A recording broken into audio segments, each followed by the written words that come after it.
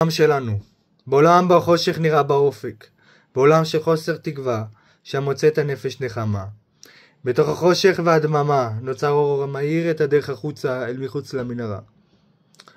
בתקופה הזאת שהחושך בעולם, פה התמודדות של המחלה ומה שבסביבה, ניצבת עוצמה שבונה את עצמה על ידי למידה והבנה ומשמעת עצמית, בחינת הדברים ושינוי המחשבה בחוזקה ולא קשרה. שם ניצב החופש של האדם בשינוי המציאות לטובה. מאמין ובטוח שכל אחד ואחת יצאו לחופש במהרה. בתקופה שלנו, בעולם חוסר ההבנה, בחוסר אונים, נדרשת עוצמה שנדרשת במהרה, עוצמה של בנייה ובחינה. מחסום הסערה יבוא מהר ויכבה את הדלקה, שתוך דקות תעלה עשן והרס בלתי נשלט. המחסום הזה יעבור בלב השבור, בעולם של שנאה ונקמה ובאשמה, ולנקה אותו באור של עשייה טובה וריפוי. בעולם הזה נדרשת עוצמה, אשר את החשיכה תכבה ממהרה.